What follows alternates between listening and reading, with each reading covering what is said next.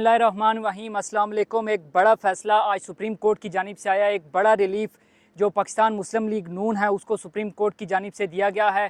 अब फ़ैसला था कि उसके हवाले से बात करेंगे। जो कौमी असम्बली की 3 नशिस्तें थी, गुजरांवाला की 2 नशिस्तें थी, NA 79 और NA 81, उसके अलावा NA 154 लोधरा की एक सीट थी।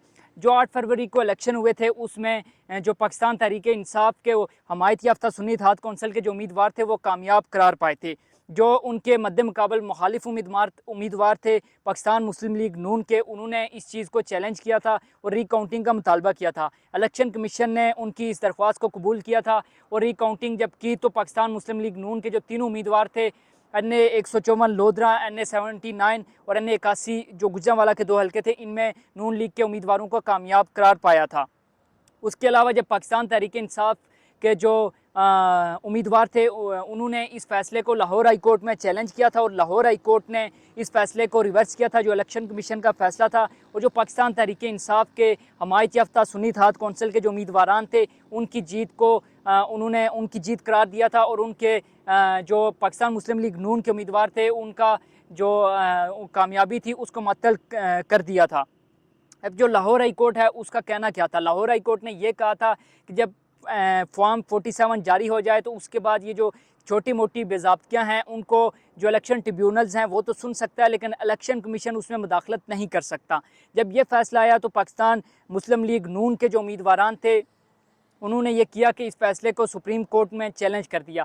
सुप्रीम कोर्ट के आज 3 रुकनी बेंच ने जस्टिस काजी फाइज ईसा की ज़ेर सदारत ये जो आज उनने फैसला सुनाया है और 2-1 के तनासब से ये फैसला सुनाया गया है। जस्टिस काजी फाइज ईसा और जस्टिस नईम अख्तर अफ़गान ने इस फैसले को इस फैसले से इत्तफाक किया, जबकि जस्टिस अकील मलिक थे उन्होंने इस फैसले से इख्तलाफ किया है।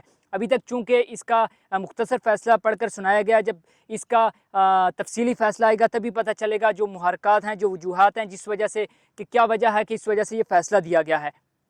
चूँकि कौमी असम्बली में वैसे भी बड़ी खींचातानी चल रही है, पाकिस्तान तहरीक इंसाफ की जो मखसूस नशिस्तें हैं उसके हवाले से सुप्रीम कोर्ट का एक मुख्तसर फैसला आया था जिसमें पाकिस्तान तहरीक इंसाफ को जो मखसूस नशिस्तें और ख़वातीन की नशिस्तें वो देने का कहा गया था, लेकिन उस पर अभी तक जो इलेक्शन कमीशन है उसने अमल दरामद नहीं किया। कहा यह जा रहा है, जो ज़राए हैं वो यही बता रहे हैं कि ये तमाम तर जो चीज़ें मुस्लिम लीग नून की तरफ से की जा रही हैं, जो उनकी तरफ से कोशिशें की जा रही हैं अपनी हुकूमत को बचाने के लिए, और जस्टिस काजी फाइज ईसा साहब जो इस वक्त चीफ जस्टिस हैं Pakistan supreme court of Pakistan के, उनको एक्सटेंशन देने के लिए की जा रही हैं।